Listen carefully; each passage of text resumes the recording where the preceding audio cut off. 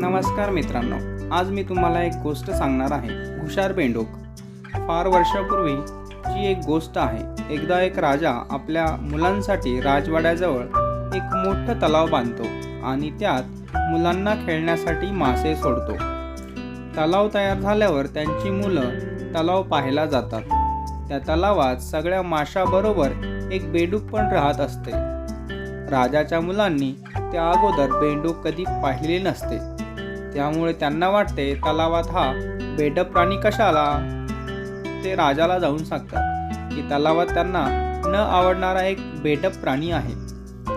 राजा लगेचच त्यांच्या शिपायांना सांगतो की त्या बेडूक प्राण्याला मारून टाका.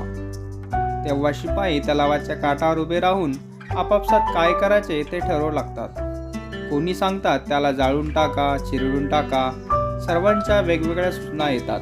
शेवटी पाण्याला घाबरणारा वृद्ध शिपाई सांगतो की त्या प्राण्याला दूर वाहत्या पाण्यात फेकून द्या, म्हणजे तो वाहत जाऊन खडकावर आपटेल आणि मरेल.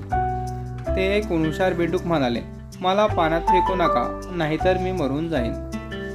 बेडूकाची याचना ऐकून शिपाई त्याला पटकन पाण्यात फेकून देतात. बेडूक जोराजोरात हसू लागते आणि म्हणते, या मूर्ख लोकांना माहीत नाही की मी पाण्यात किती सुरक्षित आहे. तात्पर्य: शक्तीपेक्षा युक्ती श्रेष्ठ.